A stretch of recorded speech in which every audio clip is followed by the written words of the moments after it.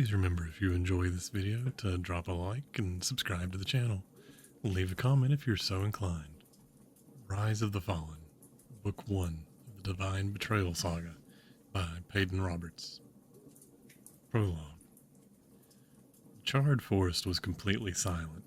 The crimson clouds, still swirling lightly, were starting to finally settle down. In the middle of the devastation from the powers unleashed here, two figures stood, cloaked in the shadows of dusk. "We were almost too late," said the smaller of the two. This one's silhouette was clearly that of a woman with long, dark hair.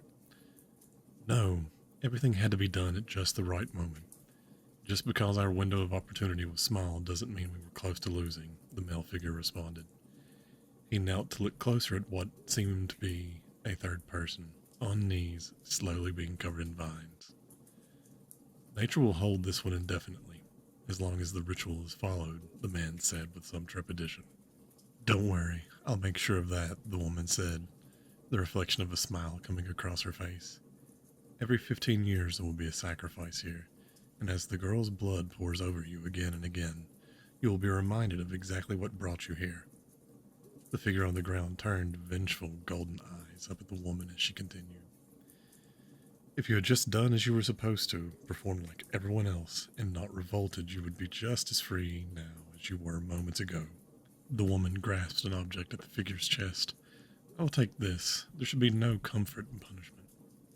A low growl could be heard coming from the figure, more and more vines binding it with every passing moment. It seemed to shudder in effort to respond to the woman, but the vines held firmly. The man turned, sympathetic eyes falling on the figure.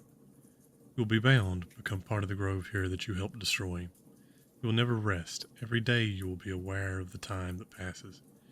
Maybe after you've contemplated your crimes for a millennium or so, we will decide to let you be free. Or maybe at least to kill you." The woman kneeling beside the figure moved closer. "Ha! Look at that. He is trying to speak. I'm impressed." She patted the figure's face. "You shouldn't even have strength enough left to think right now." She drew her hand down across its cheek, gently cupping its chin. She put her ear next to the figure's face. "Go ahead. Try again to beg. I'm listening closely now." She spoke with a slight lilt to her voice. The figure, its voice raspy and ice cold, uttered only 7 words. Words strong enough to cause the woman to recoil and the man to take a step back from caution. What the figure whispered was this promise: "One day, I will kill you all." After regaining her composure, the woman smiled and with a giggle said, "You can certainly try." Chapter 1. The first day of spring had arrived. There was a small remnant of winter's chill left in the air, but that wasn't enough to still Roland's excitement. Today was the day he and his friends were to accompany Severin to the borderlands for the last time before they were declared adults. Starting next year, he would be able to stay in Headshelm with the rest of the town and take place in Winter's End. Roland was a healthy 15-year-old with dark blonde hair and brown eyes. He wasn't yet tall, but showed the promise of being a tall man. Years of working on the farm and out in the sun had given him a slightly tanned complexion. Though Headshelm was a small village that held little contact with the larger world, the village had a rather bright young woman as its teacher, and she considered Roland one of her brightest pupils. Given she only had 5 or 6 pupils at any given time, this didn't mean a lot. What she would describe as his most outstanding trait, though, was his infectious optimism. Roland had finished all his chores for the morning and was preparing supplies to take with him on his trip when he heard a knock at the front door. He pulled the door open and was confronted by a young man that was slightly taller and broader in build than he was himself. "I still don't understand why I have to come this year," the young man said as he confidently strolled through the door. "Maybe it's because you won't technically be 16 until next week, Cyrus," Roland responded. "It's just a few days," Cyrus whined. "I remember a few years back they let that dolt Den skip his last trip out, even though he didn't turn 16 until 3 weeks after the start of Winter's End. Even now he barely acts like a 12-year-old. What have I done to deserve this?" Cyrus had dark black hair and dark eyes that seemed somewhere between a deep blue and black. He was smarter than his large frame would suggest. Not as sharp as Roland, but far from stupid. The two's parents had been friends since before they were born, so naturally Roland and Cyrus became best friends as they grew up together. "Aren't you finished packing yet?" Cyrus asked. "I want to meet up with Severin and the others so we can get on our way. Maybe we can make it back before the entire festival is over." Almost. Just have to tie my pack shut and we'll be ready to go. Cheer up, Ox. Roland stepped over to his friend and placed a hand on his shoulder. Mock sorrow splashed across his face. Look at this as your final outing before being stuck here for the rest of your life. Knowing my luck, I'll be the one chosen to lead the trip to the Outlands next year and won't have to miss it again. Roland smiled wide, gave Cyrus a firm slap on the back, and then stepped over to the table to double-check his bedroll to make sure he had everything he needed. Just as they were getting ready to leave, he grabbed the cerulean cross that he always wore on trips to the borderlands.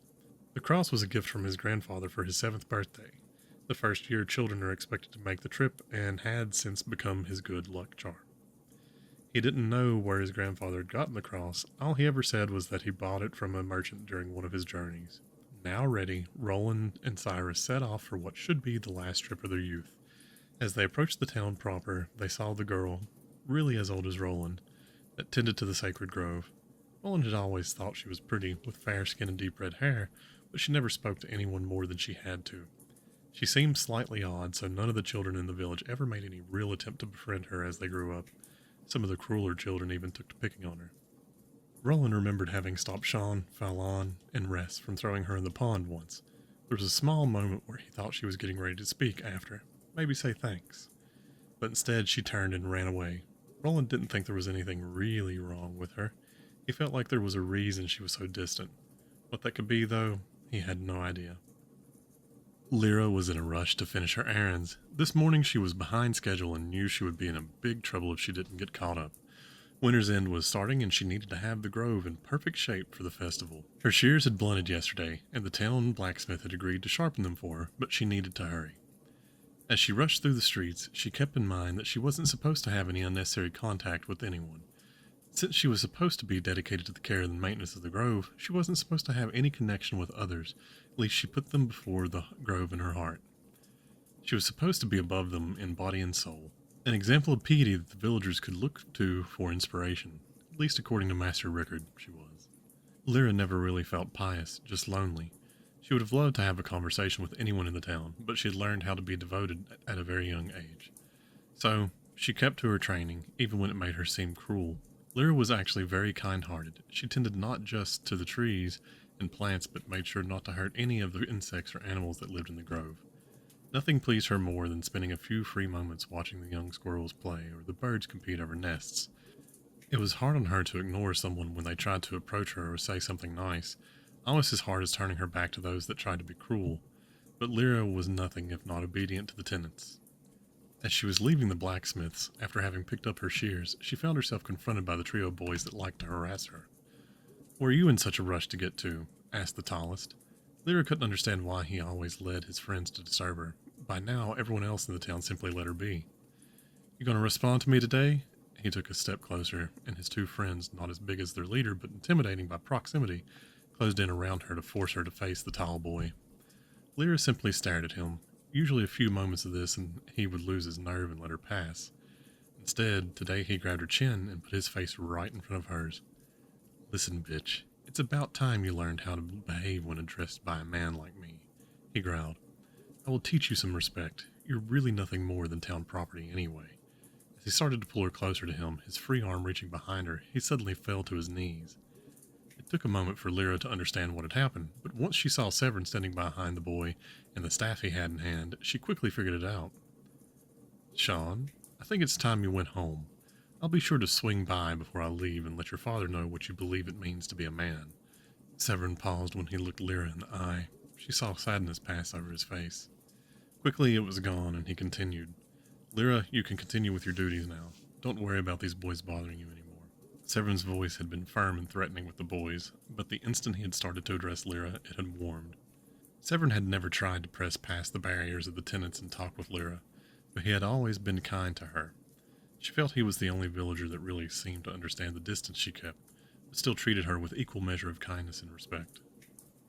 Lyra paused a moment, gave Severin a small curtsy. She felt it was the least he deserved.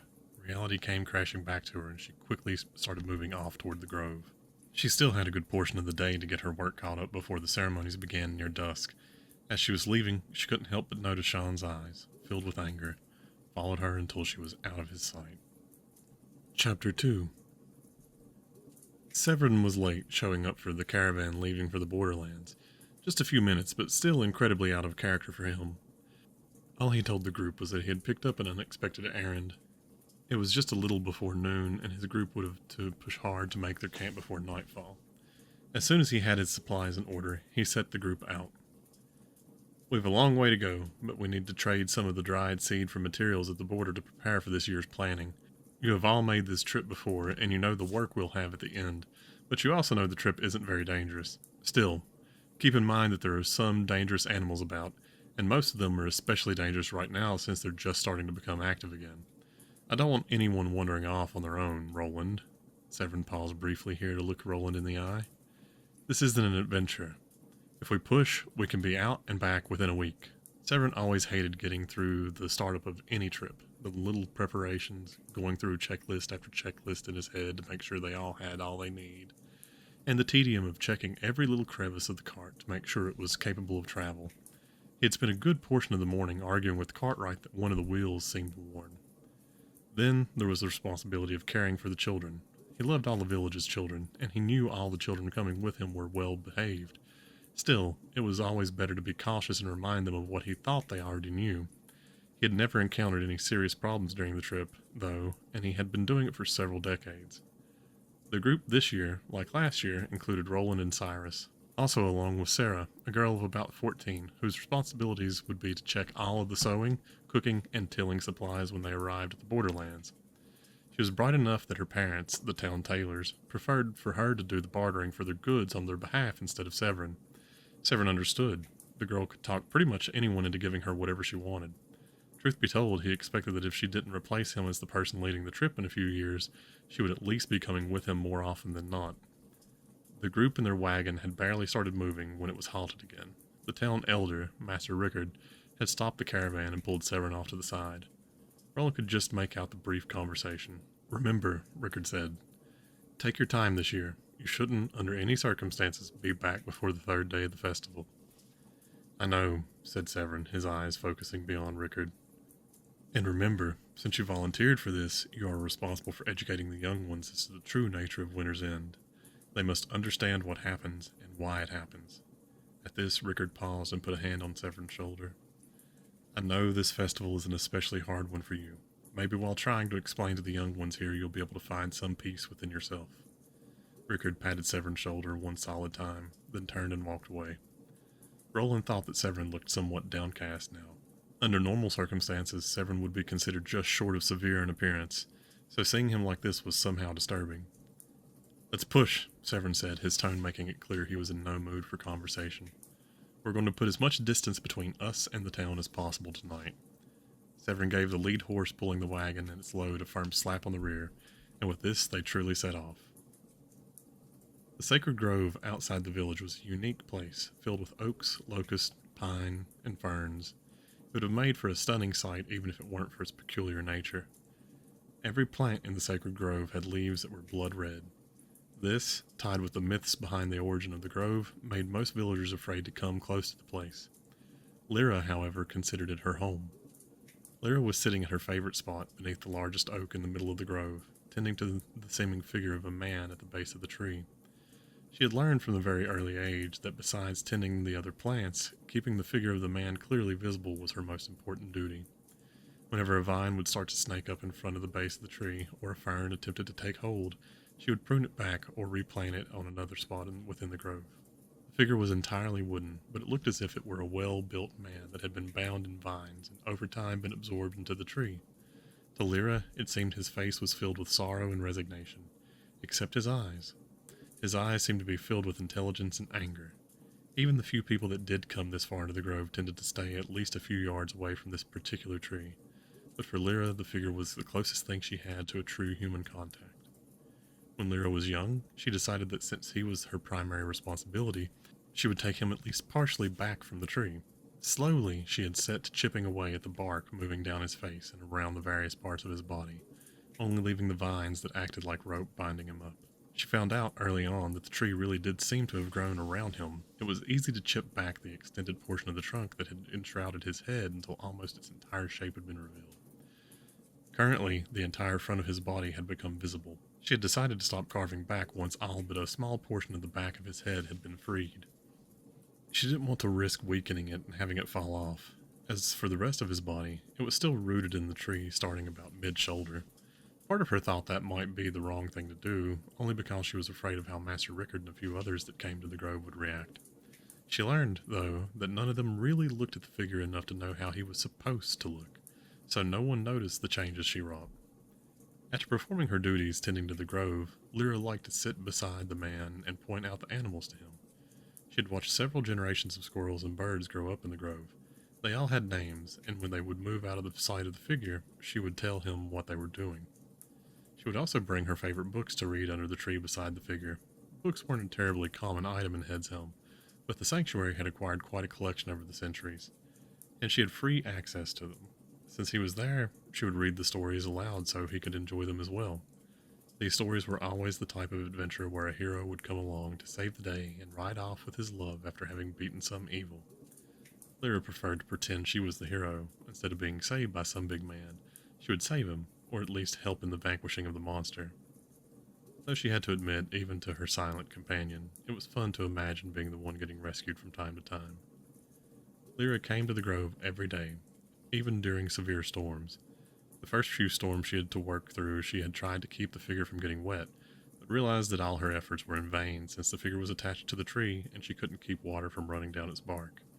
Deciding that it was better to be drenched than just uncomfortably wet, she decided to stop even trying to keep herself from getting soaked. At least if it wasn't cold outside, that is. After having sat with the figure for a bit and telling him that winter's end had started and he would have a few more visitors in the coming days, Lyra decided to walk around the grove to make sure she hadn't missed anything that would get her in trouble. It was starting to get dark, and even though she enjoyed being in the grove, the mile walk back to the sanctuary where she lived passed through other, not-so-friendly woods. She wasn't afraid of monsters, but Hungry Wolf didn't sound like a fun stranger to come across, so she hurried. As Lyra came back to the figure, she noticed a silhouette standing a few yards from him.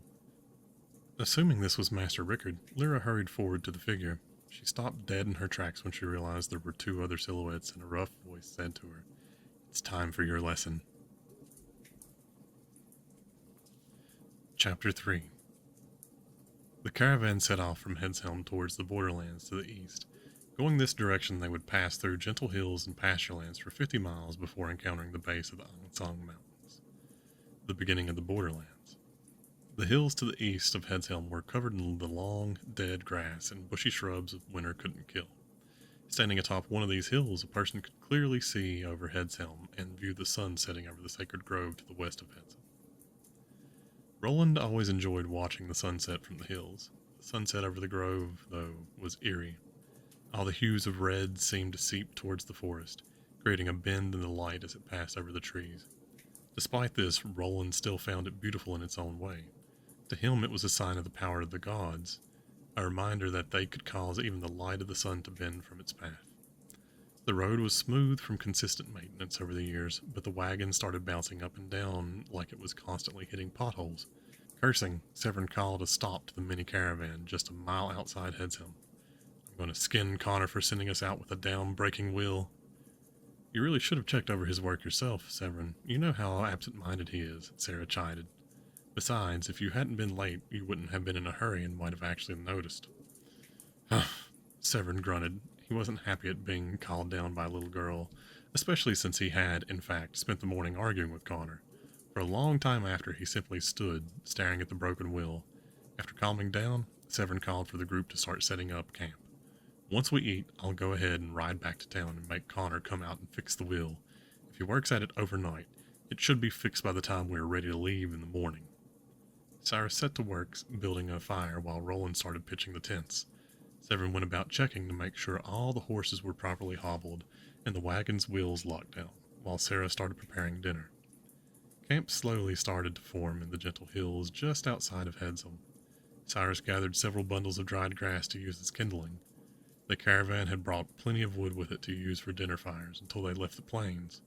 Cyrus knew which roots were woody enough that he could use them as long-term fuel for the fire, and if worse came to worse, they could start saving the horse droppings to use as quick-burning fuel.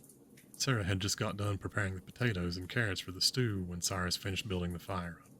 "Will dinner be done before nightfall?" Severin asked, a little frustration seeping into his voice. Maybe, but if you insist, I can go ahead and serve it half finished without taking the time to do it right, Sarah quipped. You were right to call me down earlier for being late, but let's keep in mind I am your elder, Severin responded.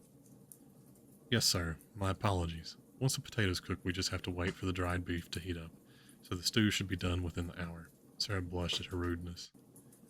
Severin, would you tell us about the legend behind Winter's End while it cooks? You've heard it before, why tell it again? Come on, Severin. It's my favorite story of the gods, Sarah pleaded. You should tell it. We all know it, but we all also know you are the best storyteller in town, Roland added. The start to their journey had been a rocky one, and Roland thought the old legend would be a good way to lighten up the mood. Not to mention he believed only a fool would pass up the chance to hear a story from Severin. It's not a pleasant tale. Severin started staring deep into the fire. What's not pleasant about it? Cyrus popped in. Felvar and Gaia fought in bind the shade in the grove. It's a story of the victory of good. Severin sighed and looked up from the fire. The story you are all familiar with is only part of the tale. The whole story is not so pleasant. The three youths exchanged glances, suddenly feeling deflated and anxious because of the sadness in Severin's voice. What is the real story then? Roland asked. You're not going to let this drop, are you? Severin looked from face to face. This had to be done as part of this particular trip. He had hoped to put more distance between them and the town before telling it. He let out a sigh and sat up straight. All right. Like the story you know, it all began a little over 1,000 years ago. The Dark God was wreaking havoc across the land. He envied the land of the living and decided he would destroy it. Since he had to live in darkness, he would bring darkness where there should be light. Being as equals in the rule of the world, the gods were at an impasse. Some wished to simply fight him, to wage an eternal war and let humanity either live or die by their own choices. Others wished to destroy the Dark One once and for all, to be rid of his malevolence and free to build a world that they saw fit without his influence. But Felvar and Gaia had another idea. Instead of fighting him endlessly, or killing him and upsetting the balance of the natural world, they sought a way to trap him. Thus the two set out and let the other gods argue amongst themselves. They came to a small town, not unlike Edshelm, and selected a man of pure heart, his wife, and his closest friends to help them in their fight against the Dark One. Felvar bestowed the man with gifts of thunder, while Gaia gave his wife gifts of life. They set the group the task of gathering together the materials needed to forge a blade that could drain the god of its powers and leave it weak. The heroes had to travel to the far ends of the earth, gathering items that were linked to each god and thus held a fraction of their essence. Felvar and Gaia showed the hero how to channel the essences from these materials into a blade forged from steel in the fires of Earth's heart. Since this blade would only be missing the essence of the Dark One, it was expected to draw his power out and dispel them harmlessly. Then, with the newly forged sword in hand, the heroes set off once again, but this time for the plains of the Shattered, where the Dark One had set up his home. A fierce battle ensued. One by one the heroes were lost. Felvar's scion slowly grew more and more relentless as he watched his friends fall, torn to pieces by the dark powers of the Shade. When his wife fell, his spirit shattered, and his heart was lost. The hero attacked relentlessly, using all the powers granted him by Felvar until finally he could land a powerful strike against the Shade. He had driven the sword, Reaver, deep into the Shade's heart. This would be the hero's downfall. Felvar and Gaia had underestimated the power of their creation. Instead of simply draining the Dark One's powers and leaving him weakened, the blade killed the consciousness behind the Dark One's existence. The sword acted as a conduit, transferring the Dark One's powers to the hero, following the hatred that had blossomed in him and transforming him into the very being he was fighting against. Felvar and Gaia reacted quickly, catching their newborn beast before he became fully awake. Felvar chained him in place with shackles of lightning, while Gaia imprisoned him in the roots of the great tree. The tree was meant to drain off his powers into the ground around him, and the shackles were meant to help bind at least part of him to his former humanity. Felvar and Gaia knew that, in the end, this would not be enough. They decided the only way to keep him human enough for their prison to hold was to require a sacrifice, every 15 years at the end of winter. The blood of this innocent would carry her purity into the wood, into the flesh of the Dark One's body, cleansing some of the evil from him and leaving enough of him human to keep him chained. They gathered loyal worshippers of both their faiths and formed a town. They told these people that every 15 years they would have to make a sacrifice, but that sacrifice would be marked because she would be born with red hair. She should be given up by her parents and raised by the local ministry. This ministry would have her take care of the Dark One's prison, to let him watch her and allow her devotion to help draw his humanity forward. After she had tended him for 15 years, she would then be swiftly sacrificed before age would tarnish the purity needed to fully restore the prison. They apologized for requiring this of their faithful, but explained that the loss of life from 1 year of the Dark One's freedom would far outpace even millions of years of this ritual. In return for this ritual, they promised the town would prosper, never suffering from plagues or drought, nor facing the eaves of war. To this day they had kept their promise, and the prison had remained whole. The youths were silent, stunned.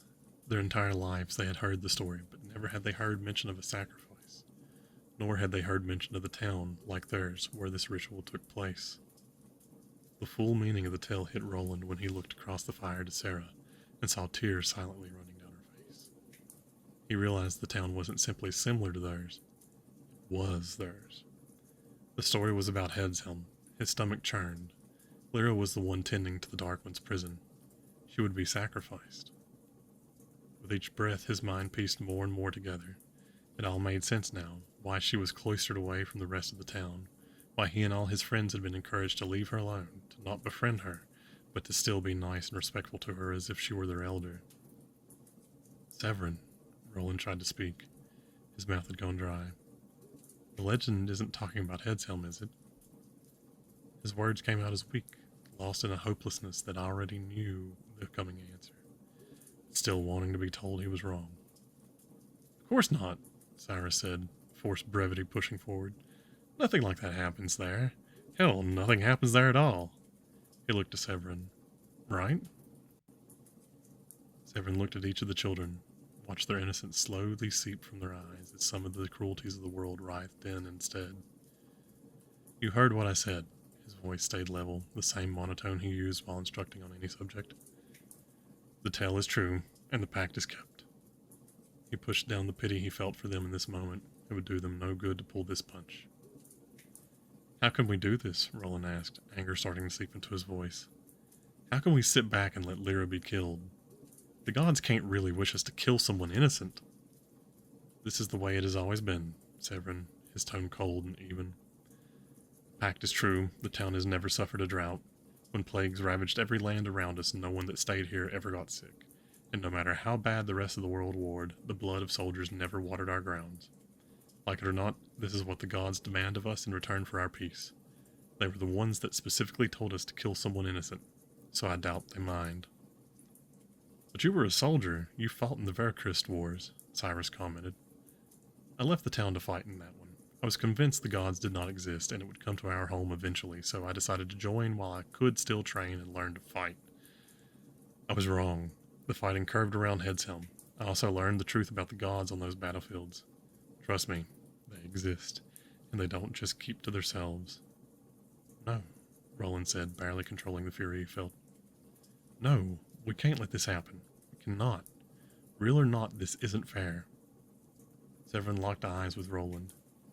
It is going to happen, and we're going to simply continue our journey. How can you be so cold? Roland shouted, jumping to his feet. You of all people, Roland was cut off by a backhand from Severin. How dare you think to criticize me about this? Severin was on his feet, anger and pain painted across his face. Lyra is my niece. My niece. Do you think... Tears slowly rolled across Severin's cheek. His voice softened. Do you think if there were any other way, anything else at all that I could see, that I wouldn't fight for her life? I know the gods are real, and I know what must happen, and I considered taking her, but I know well how far they will pursue someone over even the smallest insult. Don't you dare criticize my decision here. Roland sat up, his cheek burning from the blow, his gut wrenching from the shock. He had no idea Lyra was Severin's niece. As much as the idea of letting the girl die hurt him, he knew it had to hurt Severin even more. It made Severin's extra prickly behavior come into focus. Roland looked around the fire to see how his friends were taking the news. Sarah sat, her hands covering her mouth, eyes puffy from crying, but making no sound. Cyrus was pale, with no humor, no joy in the rugged jester's face. I'm sorry, Roland said, all the sound and fury of before quickly lost, looking back up into Severin's eyes. I just thought she was an orphan. I'm done talking about this. Severin, eyes wide with rage, slowly turned and walked back towards his horse, starting to prepare it for the ride back to town to fetch the carpenter. Chapter 4. Sean, Ress, and Fallon in tow, stepped toward Lyra, placing a hand on the wooden man. Did you think I'd forget you with so little time left to teach my lesson? He sauntered forward, a crooked smile on his lips. It was no wonder she hadn't noticed them from a distance. They were all dressed as if for a hunt. Each wore a shirt and pants, a deep shade of black and green, and long dark coats meant to help hide one in the shadows. When he was within arm's reach of Lyra, he lashed out like a snake, grabbing her hair. I warned you, he screamed, spittle hitting Lyra's face. Lyra let out a yelp of surprise as he slammed her head into a tree. Dazed, she fell to the ground. She was in shock. Never had she suspected anyone would come here to her sanctuary and attack her. This place was supposed to be sacred to everyone. Even a cretin like Sean shouldn't have been willing to defile it with violence. Get up, Sean growled. Get up, he shouted as he kicked her in the side. Head swimming, Lyra struggled to her knees. Slowly her vision started clearing. As her thoughts came together, she found herself getting angry. A deep rage was welling up inside her. She had endured the pettiness Sean and his friends had lain on her for her entire life. She could handle the taunting, even the petty acts of violence like a pinch or a trip. But this was different. She couldn't just ignore this. She couldn't turn and walk away. All the years of solitude, of strict discipline, started boiling inside her. She locked eyes with Sean. Oh, what a fierce look for such a dog. Sean smiled and slapped Lyra hard enough to almost send her back to the ground. At the last moment, she caught herself and kept on her knees. We don't have much time to teach you, Sean said, stepping closer, running a hand through her hair. After all, you get put down tomorrow. Lyra's face slackened, confusion passing across her face. What the hell do you mean? Don't act like you don't know. You aren't one of us. Never were. Tomorrow we cut your throat, Sean patted the wooden man's head, all in the name of watering this ugly-ass tree. It's a shame, really. You are a pretty woman, even if you don't know your place. If you were anyone else, I would have taken my time, taught you slowly what a woman should be, and kept you. But since you're the runt bitch of the litter, you must be cold. Inside, Lyra was seething. She wanted Sean to be lying, but it made too much sense. The isolation, the dedication to the shrine, 1,000 tiny pieces clicked into place. Keeping the grove clean had always seemed too simple of a way to keep the prison maintained. As her rage blossomed, her body calmed. Her hands stopped shaking and her breathing steadied. She carefully started feeling the ground around her for a rock, something to use against Sean. Then she felt the handle of her pruning shears. Sean leaned forward, putting his face just inches in front of Lyra's. Don't worry, you'll get to share your peach. You won't go to the grave a child. Lyra smiled back at Sean. You're welcome to try. She spat in his face and swung hard at him with the shears. The blade caught his cheek just below the ear and sliced clean across until it exited at his chin, almost widening his smile by a few inches. Sean let out a howl of pain as he jumped back. You bitch! He clutched his jaw, feeling the blood gushing from the cut. You dirty bitch! Lyra felt the crunch and blinding pain as Sean's fist broke her nose. Her rage steadied her quickly, though. She was back up on her knees, smiling at Sean as blood ran down her face and over her chin. Sean leaned on the wooden man, smearing blood over his head as he inspected the wound with his clean hand. Get the damn shears from her, you idiots! He shouted at his stupefied companions. Fallon and Ress jumped to comply, wresting the shears from Lyra easily and handing them to Sean. I was going to go easy on you. Not now. Hold her, he commanded. As Fallon and Ress picked up Lyra, Sean stabbed the shears into the wood that connected the wooden man's head to the tree. Sean spit blood in Lyra's face. Let's soften you up. Sean pulled his fist back to hit Lyra again, hoping to break her jaw. Lyra squeezed her eyes shut, steeling herself against the blow. About the time she expected it to come, she heard a loud crack. Lyra opened her eyes and was shocked by what she saw. Sean was stopped midway through his swing, a wooden hand clutching at his wrist. The ground started to rumble. A crimson light built in the sky. With a boom so loud it left a ringing in Lyra's ears, the wooden man began separating himself from the tree. Roland had started helping Severin saddle the horse for his trip back when the tremor struck. An earthquake? Roland asked. I've never experienced one here, Severin responded, but I've heard people. His words died away and his face blanched.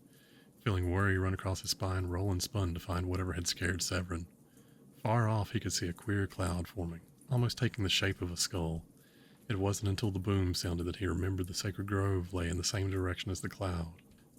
Oh no, Severin whispered. What's going on? Roland asked, fear edging into his voice. Sarah, Cyrus, here, now! Severin shouted. He ran over to the wagon and started unharnessing all the horses. Roland stayed on his heels and started helping him. What the hell is going on? Roland asked. Severin!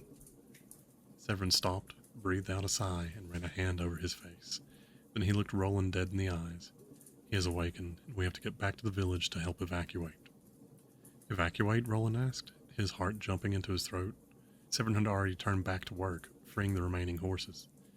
Yes, Severin said. The urgency of his movements added an edge to his words. Hopefully we will arrive just in time to join everyone else. Sarah and Cyrus came running up to the wagon. Good, we have 4 horses. Roland will ride with me. Sarah, you will be with Cyrus. When the horses tire, we'll switch to the fresh horses and leave the others behind.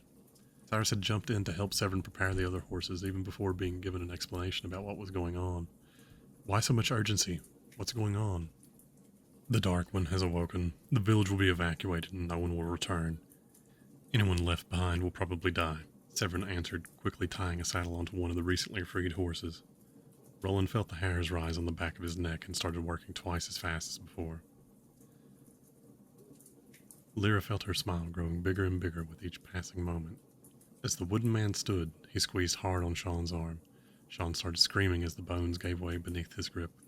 The wooden man let out a sigh and twisted, tearing Sean's hand free at the wrist. He grabbed Sean's handless arm and aimed the stump at his body, letting the blood flow over the wood that covered it. Whenever the blood met wood, there was a sizzle, and then the bark started to slowly fall off his body. Falan and Ress stood in shock, still holding on to Lyra, unable to move. Lyra was pleased to see that Falan had pissed himself. She couldn't believe it. Her protector was real. When she needed him most, he had come to life to save her. The wooden man let out a low growl and threw Sean back at the tree. There was a loud crack as Sean's head met the wood, and he didn't move after his body fell to its base. Then he turned, facing Falan, Ress, and Lyra. She could clearly see the wooden outlines of tightly wound muscle and sinew across the wooden man's body. There was no question of his power, even without the display he had given. He reached out and gently stroked Lyra's cheek with his finger. She was surprised by how careful the touch seemed. The few pieces of bark felt rough against their skin, but the care of the motion filled her with joy. Nervously, she lifted her own hand and placed it over his as he cupped her chin. Lyra heard scuffling behind her and realized Fallon and Ress were starting to run. The wooden man looked up, and a dangerous chuckle escaped his throat.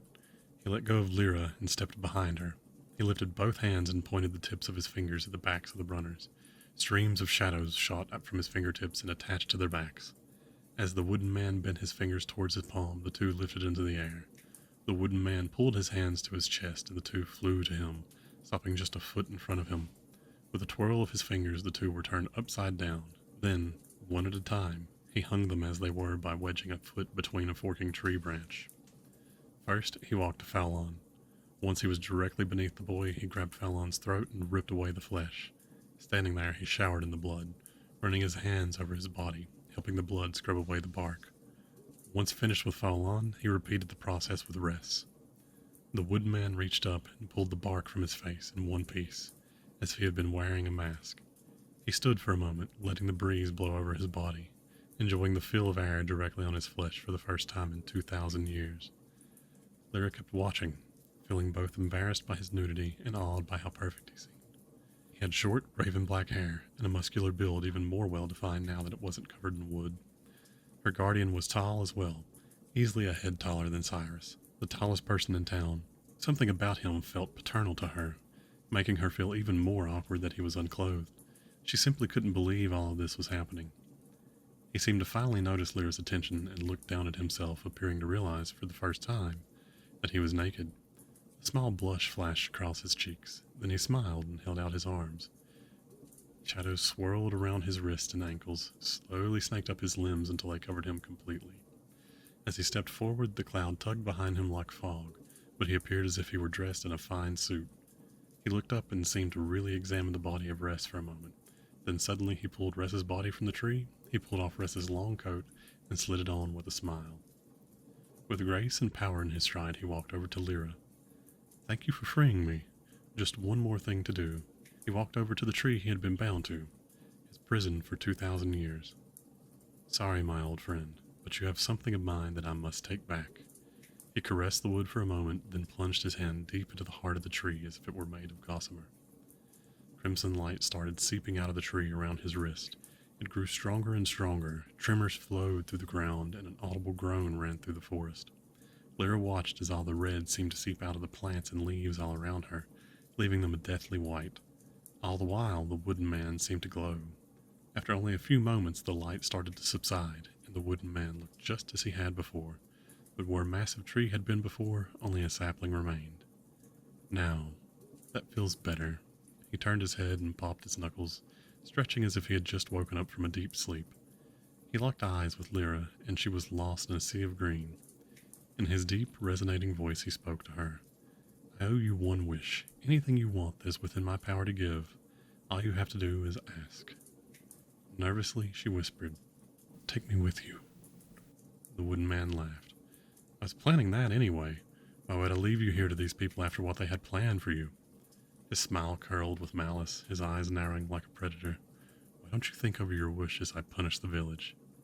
Come, child, let's let everyone know I'm home." Hand in hand, together they started walking towards Hedshelm. Chapter 5. Roland, Sarah, Cyrus, and Severin made it back to Hedshelm in a fraction of the time their initial journey took. People were milling around in the street, muttering about the loud boom that had disturbed their dinners. Severin jumped off his horse and started shouting, "The seal is broken! We must flee!" Everyone stopped in their tracks and simply stared at him. "What's wrong with you? Didn't you hear what I said? The Dark One is awake, and we need to run now." Slowly, Master Rickard stepped forward. "What do you mean the seal is broken? How could you possibly know?" Severin stepped forward and grabbed Rickard roughly by the shoulders and turned him around. "Don't you see?" he shouted, pointing at the clouds. "From where we camped, we saw the clouds move in, saw the origin of the blast. It can mean only one thing." Severin stopped and stared fiercely into Rickard's eyes. "We shouldn't jump to conclusions based on some odd thunder coming from odd clouds," Rickard said gently. "What good does it do to cause a panic? Besides, if he were free, where would we run?" Rickard smiled and patted Severin on the shoulder. Severin shrugged off his hand. "Anywhere but here would be a good place to be. Even if he isn't free, shouldn't we evacuate just in case? If he is free, wouldn't this be the first place he would target?" Master Rickard's face fell into a scowl, his cheeks flushing with frustration. He started poking Severin's chest as he scolded him. "Severin, I expected better of you than to act like a child with some foolishness having gone to his head. You need to calm down and stop scaring everyone." Rickard let out a sigh, dropping his arms to his side, the color barely still brightening his cheeks. "I don't know what all this means, but..." Rickard's words were interrupted as the building behind him blew apart, sending him stumbling forward into Severin. The lanterns inside exploded, catching the rubble on fire. Through the swirling dust and flames strode a man as if stepping out of the shadows. "I'm sorry, did I interrupt you? Please go on while I take care of some business." The man held up a hand and shadows swirled about his palm. With a flick of his wrist, he sent the shadows out to wrap around another house. When the man squeezed his palm shut, the building imploded, fire blazing out from the burst lanterns inside. "Oh no," Rickard muttered, his face paling. "By the gods." As soon as those words were out of his mouth, the stranger was in front of him. He reached out and picked up Rickard by his throat. "Yes," he hissed. "By the gods, this." He gestured towards the village, and as he did so, more black ropes swirled from his hands and latched onto two more buildings. "Is entirely by the gods. Were it not for them, I certainly wouldn't be here." With malevolence on his face, he closed his palm again, destroying the buildings he had marked with this time. "Please, allow me to send you to give them your greeting personally." Shadows coalesced in the stranger's free hand, lengthening and hardening until they had formed a sword of solidified darkness. Roland watched the entire event unfold, locked in place by shock. Terror gripped him unlike anything he had ever felt before. His mind was torn between running and simply trying to hide, but doing either would require that he regain his ability to move. Just when Roland thought he was going to watch Rickard be impaled by the Dark One, he saw Severin flicker in and out of existence. The next thing Roland knew, the Dark One was hurtling off to the side, towards an empty ox cart like a meteor. The ox cart exploded on impact, pieces flying for yards in every direction. Severin was standing where the Dark One had been, holding Rickard up, and gently he put Rickard down. Run. Gather as many people as you can, and flee. I can buy you and the others a few moments at least, Severin said, his voice cold and level. Suddenly laughter rose up from the ruins of the ox cart. Oh, and I was just wondering if this was all going to go a bit too easily. The stranger strode up and walked forward, dusting himself off. To Roland, it was almost more unnerving for the stranger to be smiling now, like he had just come from a great carnival, than it was when he had looked angry. It was eerie, seeing someone shift emotions so quickly. It's been a long time since I've had the pleasure of fighting anyone. I guess starting out with a Time Warden is a better idea than starting out with Felvar or Gaia. The stranger taunted. He held up a hand. This time the darkness in it swirled and formed an orb as black as night. Almost casually, he flicked his wrist, as if he were tossing Severin a ball to play with.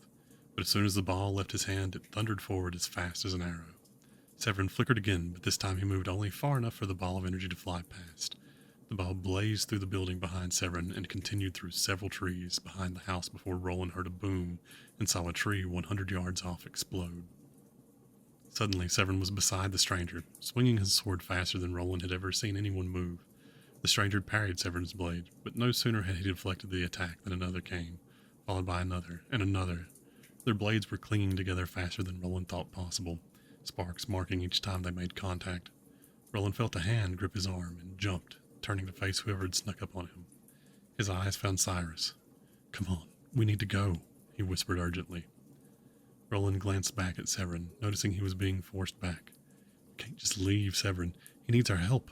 The stranger slowly kept pushing Severin back, looking like he was getting bored. "What can we possibly do to help? We can't fight. Not something like that." Cyrus grabbed Roland's arm and started pulling him away. "No." Roland looked back at Cyrus and shook his shoulder free. "No, I won't leave him to fight alone." "Roland, for once do the smart thing and leave while we can." Roland noticed for the first time that Sarah was with Cyrus. "Cyrus, take Sarah and run. I'm going to try and help Severin." Roland walked back to his horse and pulled free the short sword that Severin had packed away to teach Cyrus and Roland with. It was small, nicked, and clearly not meant to be taken into any battle seriously, but it was all he had. "Idiot," Sarah, exasperated, said to Cyrus. She walked over to her horse and took down her bow and arrows. "Let's hide and wait. Maybe we'll be able to do something. But I'd just as well not wait out in the open to see if we can." She grabbed Cyrus's arm and started leading him towards one of the empty carts. Slowly, Roland approached the two fighters. Their swords were still a shower of sparks, but as he got closer, Roland noticed sweat slowly starting to build on Severin's forehead. The stranger, though, looked as if he were simply being annoyed by gnats on a summer evening. Roland ducked down beside a piece of roof that had found its way onto the street, waiting for an opportunity or a moment where Severin would need help. He only hoped the stranger would give him an opening, and not simply kill Severin, then turn his attention elsewhere. "Enough!" shouted the stranger. Suddenly his hand darted out, and he caught Severin's sword by the flats of the blade. Severin's eyes widened as the sword was ripped from his hands and thrown like a dagger into the wall of one of the few still standing buildings. "I'm growing tired of this. I've given you enough of a fight for you to die with honor." As the stranger pulled his arm back, preparing to impale Severin, Roland knew he had to act. Roland ran in directly behind the stranger, preparing to skewer him as he was going to skewer Severin. When he was within striking distance, suddenly he felt like he had hit a wall. He noticed the sword was no longer pointed at Severin. It had vanished, but the stranger had turned and was holding his hand out, palm showing, towards Roland. "Who have we here?" the stranger said, turning to face Roland. As his eyes met the stranger's, Roland knew without a doubt that this was going to be the day he died. Severin started to move, but the stranger's free hand shot out and gripped him by the throat. "Aren't you a brave one? For your reward, I'll make your death quick." The same black energy from before started to fill the hand holding Roland still. Roland watched, his stomach dropping, as the ball grew bigger and bigger. Just when Roland was certain that the stranger was going to release it, he saw an arrow swipe across the stranger's hand. Immediately the ball of energy dissipated, and as it did, Roland felt himself freed from his invisible restraints. The stranger turned to look where the arrow had come from, and in that moment was struck across the shoulder by his shepherd's staff, wielded by Cyrus, causing him to lose his grip on Severin. Severin quickly grabbed his sword off the ground and went on the offensive again, this time with Cyrus and Roland aiding him. The two boys' swipes were more of a distraction for the stranger than a danger, but Severin's strikes were truer. Whenever the stranger was distracted parrying or dodging Cyrus or Roland, Severin would manage to land a small blow on his arm or leg. Suddenly another arrow streaked past Roland, headed straight for the stranger's chest. The stranger let out a roar, and with it a burst of energy that threw the three men and the arrow all to the ground. "I've had enough of this game," the stranger shrieked forward, picked up Roland in one hand and Cyrus in another, and threw them at a nearby cart. Roland felt his breath knocked out of him as he landed, and noticed he was no more than an inch away from Sarah. He lifted his head and watched with dread as the stranger picked up Severin. There was a loud crack as he backhanded Severin. Severin's head lolled, and his eyes fluttered. Roland knew that the stranger had broken the bones in Severin's jaw. He was only surprised to see Severin still struggling to maintain consciousness. The stranger held his palm open in front of Severin's face, letting that black energy form again. Out of nowhere, a bolt of lightning hit the middle of the square, just a few feet in front of the cart. A man stood up from the ground, and as he pointed at the stranger, another bolt of electricity sprung from his fingers and knocked the stranger off his feet, dropping Severin to the ground.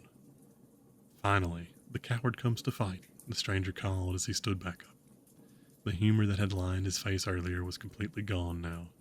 "I can actually see how well I have recovered." As he spoke, pushing himself up from the ground, shadows seemed to envelop him, and large black wings sprouted from his back.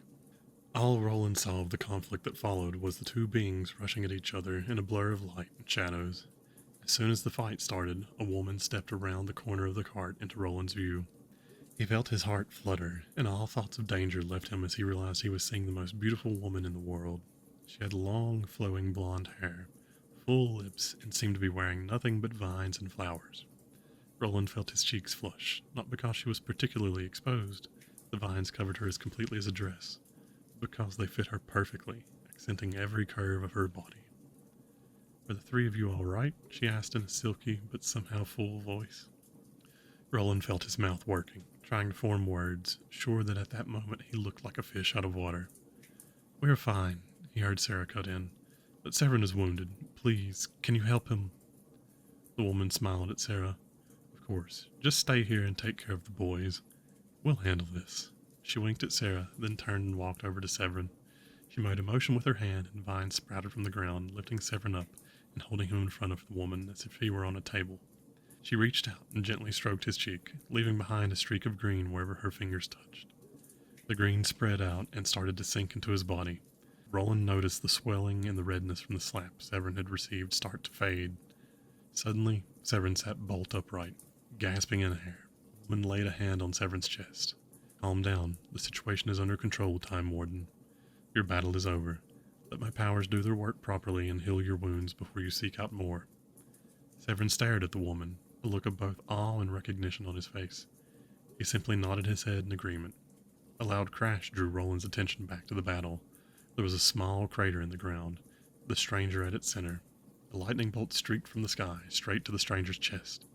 At the last moment, the stranger rolled to the side, leaving enough room for the man to stand at the center of the crater where he had just landed. The stranger jumped to his feet and shot the man in the chest with a dark bolt of his own, sending the man flying backwards. The woman streaked over and caught him, helping him land gently. The two of them stood, facing down the stranger. "I see you brought the lyre with you as well," the stranger said, disgust filling his voice. "I should have known you wouldn't have the courage to face me alone." "Stop this now. You know you cannot win." The softness was gone from the woman's voice. Instead, it was replaced by a regal still. Roland doubted anyone could deny what she said. "Oh, but I don't plan on winning," the stranger replied, a wicked smile creeping across his face. "I just don't plan on letting you win either. There is no winning or losing, just you going back to your cave," the man said, his voice deep and booming. He streaked across the ground, reaching the stranger in an instant. The stranger sidestepped, materializing his sword, and brought it down hard on the man's helm, sending him to his knees. Roland knew a blow like that would have cut off any normal man's head, but it seemed to simply daze the man fighting with the stranger. The woman's eyes widened. Suddenly she was holding a whip and streaking forward. She swung hard, and her whip caught the stranger's arm as he was preparing to level a second blow against the man. What a surprise! Gaia deciding to step into a fight herself instead of sending her pawns to do her work for her. The stranger taunted the woman. Realization filled Roland. He had no idea how he hadn't understood earlier. Gaia and Felvar were here, fighting to bind the stranger, the Dark One, back to the tree. We all have to fight sometime. She jerked back on the whip, but as she did so, the stranger jumped over her, guiding the whip around like a noose. Suddenly her own weapon was being used against her. You should have chosen a better battle, the stranger taunted. The stranger released Gaia and took a step back, shock lining his face as an arrow had just buried itself in his shoulder. He turned to look back at the cart just as Felvar came up and elbowed him backwards, the force sending the stranger through the building his dark orb hit earlier. Are you okay? Felvar asked Gaia. I should ask the same of you, Gaia responded, irritation filling her voice. Felvar huffed and turned back to face the stranger. Steeling himself for another assault, the stranger walked forward, his wings gone, the shadows dissipated, and the winter coat he was wearing earlier visible again. Clearly I'm not quite back to full strength yet. A 2,000-year nap doesn't leave one quite as rested as one might think. Gaia, I'm going to rush him. You work around to the side and bind him with the roots again, Felvar said, then streaked forward and resumed the fight. Gaia let out a frustrated sigh, but took off to circle around. Just as Felvar crashed into the stranger, roots started shooting up from the ground, wrapping around the stranger's legs. The stranger grabbed Felvar and threw him face first into a wall, then casually called his sword back and swiped the roots away. I think I'm done here for the night. Lyra! The stranger shouted her name. Roland watched in shock as Lyra walked forward from the edge of the woods, over to the stranger. Don't worry, we'll meet again as soon as I'm feeling up to snuff. He smiled and bowed politely to Gaia, as if he were simply excusing himself from a conversation. As he wrapped his arms around Lyra, wings sprouted from his back again, and off they shot into the sky.